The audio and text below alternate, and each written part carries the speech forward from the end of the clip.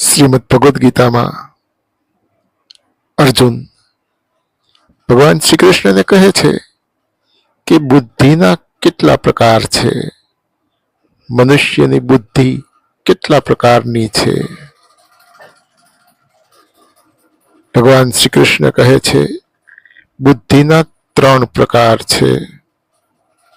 મનુષ્યની બુદ્ધિ 3 પ્રકારની છે: સાત્વિક બુદ્ધિ, રાજસી બુદ્ધિ અને તામસી બુદ્ધિ. આ 3 પ્રકારની બુદ્ધિમાં સાત્વિક બુદ્ધિ શ્રેષ્ઠ છે. હવે સાંભળ, ભગવાન શ્રી કૃષ્ણ અર્જુનને કહે છે કે હવે સાંભળ, સાત્વિક બુદ્ધિ કોને કહેવાય? જે બુદ્ધિ વડે ધર્મ અને અધર્મને સમજી શકાય, જે બુદ્ધિ વડે બંધન અને મોક્ષને સમજી શકાય, આવી બુદ્ધિ સાત્વિક બુદ્ધિ કહેવાય છે, જે શ્રેષ્ઠ છે. હવે રાજસી બુદ્ધિ વિશે સાંભળ. ભગવાન શ્રી કૃષ્ણ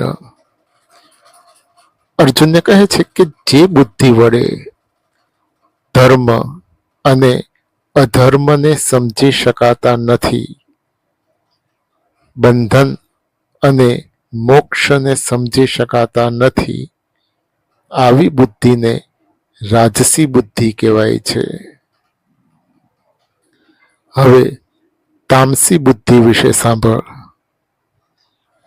ભગવાન શ્રી કૃષ્ણ અર્જુનને કહે છે કે જે બુદ્ધિ વડે અધર્મને ધર્મ સમજી લેવાય છે, બંધનને મોક્ષ સમજી લેવાય છે, આવી બુદ્ધિને તામસી બુદ્ધિ સમજવી, જે નિમ્ન કક્ષાની છે.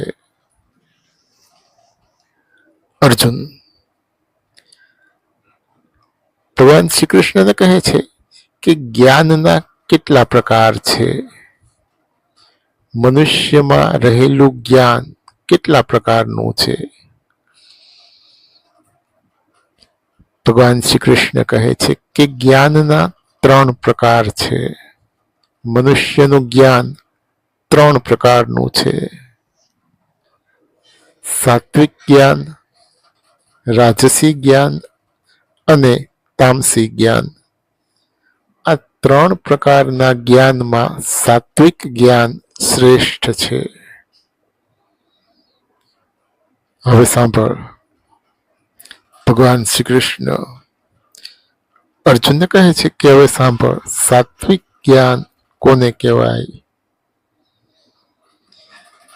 જે જ્ઞાન વડે જુદા જુદા બધા જ પ્રાણીઓમાં એક જ પરમાત્માનું સ્વરૂપ દેખાય, આવું જ્ઞાન સાત્વિક જ્ઞાન કહેવાય છે. આવું જ્ઞાન શ્રેષ્ઠ છે.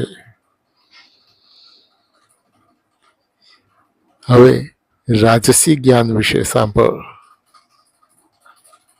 ભગવાન શ્રી કૃષ્ણ અર્જુનને કહે છે કે જે જ્ઞાન વડે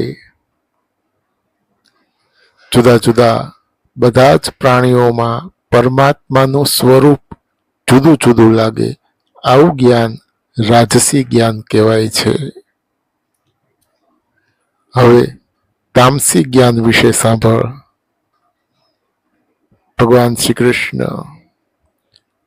અર્જુનને કહે છે કે જે જ્ઞાન વડે એક જ પ્રાણીમાં સંપૂર્ણ પરમાત્માનું સ્વરૂપ દેખાય, આવું જ્ઞાન તામસી જ્ઞાન કહેવાય છે. આ 3 પ્રકારના જ્ઞાનમાં સાત્વિક જ્ઞાન શ્રેષ્ઠ છે. અર્જુન ભગવાન શ્રી કૃષ્ણને કહે છે કે સુખના કેટલા પ્રકાર છે? મનુષ્યનું સુખ કેટલા પ્રકારનું છે? ભગવાન શ્રી કૃષ્ણ કહે છે સુખના 3 પ્રકાર છે.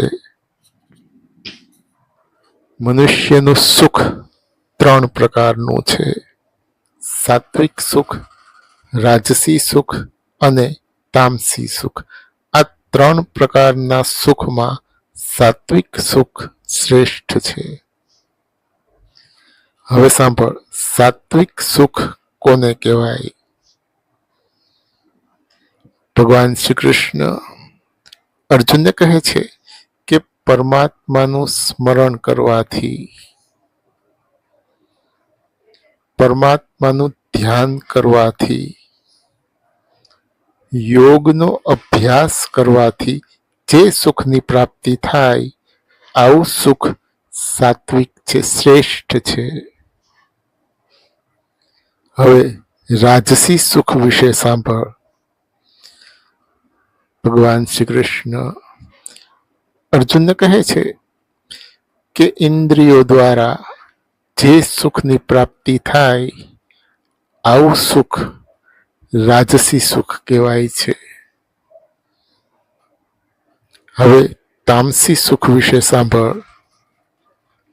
ભગવાન શ્રી કૃષ્ણ અર્જુનને કહે છે કે નિંદ્રા, આળસ અને પ્રમાદ દ્વારા જે સુખની પ્રાપ્તિ થાય, આવું સુખ તામસી સુખ કહેવાય છે.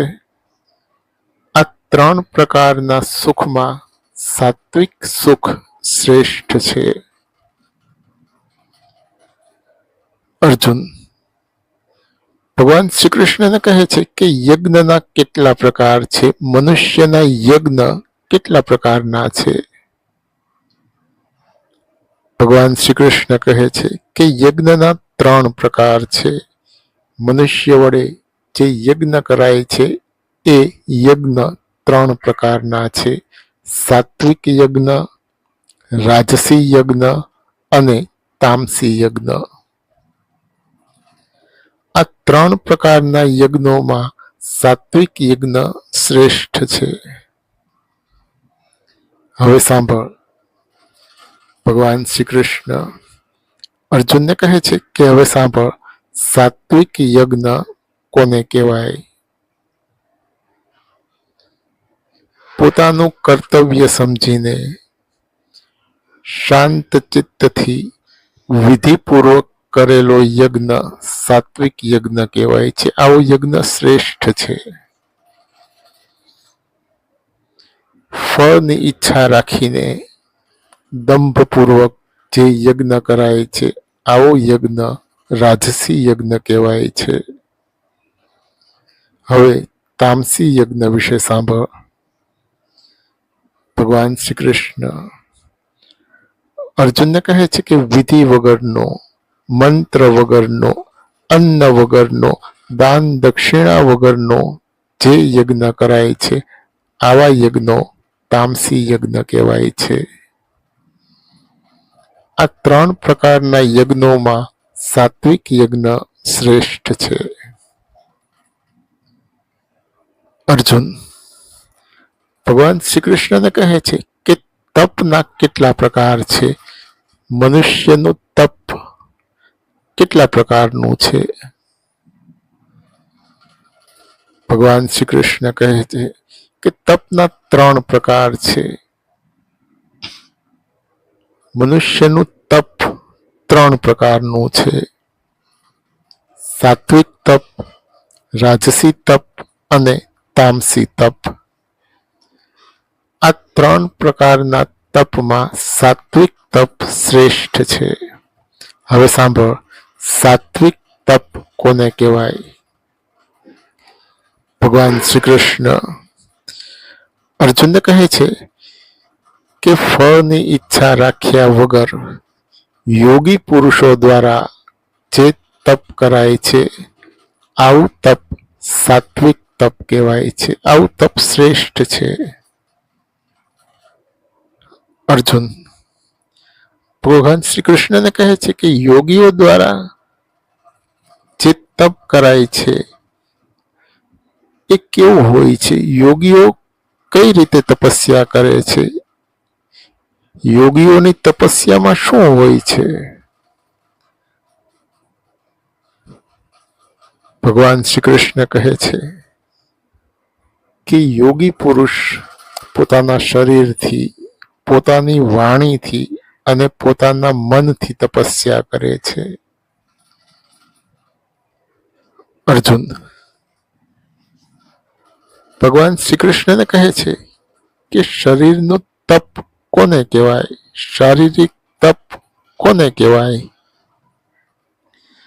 ભગવાન શ્રી કૃષ્ણ કહે છે કે પરમાત્મામાં શ્રદ્ધા રાખવી, પરમાત્માનું પૂજન કરવું, દેવતાઓમાં શ્રદ્ધા રાખવી, દેવતાઓનું પૂજન કરવું, વિદ્વાનોમાં શ્રદ્ધા રાખવી, વિદ્વાનોનું પૂજન કરવું, પોતાના ગુરુમાં શ્રદ્ધા રાખવી, પોતાના ગુરુના ઉપદેશને ગ્રહણ કરવો, પવિત્રતા, સરળતા, બ્રહ્મચર્ય, અહિંસા આ બધા શારીરિક તપ કહેવાય છે.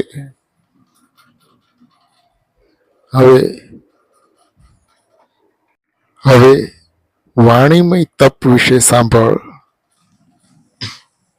ભગવાન શ્રી કૃષ્ણ અર્જુનને કહે છે કે ખૂબ ઓછું બોલવું, જરૂર પૂરતું બોલવું, સત્ય બોલવું, પ્રિય બોલવું, મધુર બોલવું, હિતકારી બોલવું, બીજાનું હિત થાય, બીજાનું કલ્યાણ થાય એવું બોલવું, આને વાણીમય તપ કહેવાય છે. હવે માનસિક તપ વિશે સાંભળ. ભગવાન શ્રી કૃષ્ણ અર્જુનને કહે છે કે મનની પ્રસન્નતા, સૌમ્યતા, મૌન, આત્મા ઉપરનો કાબુ, ભાવનાની શુદ્ધિ, મનમાં શુભ ભાવના રાખવી, દરેક જીવ પ્રત્યે મનમાં શુભ ભાવ રાખવો, આને માનસિક તપ કહેવાય છે. અર્જુન ભગવાન શ્રી કૃષ્ણને કહે છે કે દાનના કેટલા પ્રકાર છે, મનુષ્યનું દાન કેટલા પ્રકારનું છે? ભગવાન શ્રી કૃષ્ણ કહે છે કે દાનના 3 પ્રકાર છે. મનુષ્ય વડે કરાતું દાન 3 પ્રકારનું છે: સાત્વિક દાન, રાજસી દાન અને તામસી દાન. આ 3 પ્રકારના દાનમાં સાત્વિક દાન શ્રેષ્ઠ છે. હવે સાંભળ. ભગવાન શ્રી કૃષ્ણ અર્જુનને કહે છે કે હવે સાંભળ, સાત્વિક દાન કોને કહેવાય? પાત્રનો વિચાર કરીને, દેશ કાળનો વિચાર કરીને જે ધન આપવામાં આવે, જે દાન આપવામાં આવે, આવું દાન સાત્વિક છે, આવું દાન શ્રેષ્ઠ છે. હવે રાજસી દાન વિશે સાંભળ. ભગવાન શ્રી કૃષ્ણ અર્જુનને કહે છે કે સામેવાળા ઉપર ઉપકાર કરવાની ઈચ્છાથી, ફળની ઈચ્છાથી, કચવાતા મનથી જે દાન આપવામાં આવે, આવું દાન રાજસી દાન કહેવાય છે. હવે તામસી દાન વિશે સાંભળ. ભગવાન શ્રી કૃષ્ણ અર્જુનને કહે છે કે પાત્રનો વિચાર કર્યા વગર, દેશ કાળનો વિચાર કર્યા વગર, અહંકારપૂર્વક, તિરસ્કારપૂર્વક, અપમાનપૂર્વક જ્યારે ધન આપવામાં આવે, દાન આપવામાં આવે, ત્યારે આવા દાનને તામસી દાન કહેવાય છે, જે નિમ્ન કોટીનું છે, અધમ કક્ષાનું છે.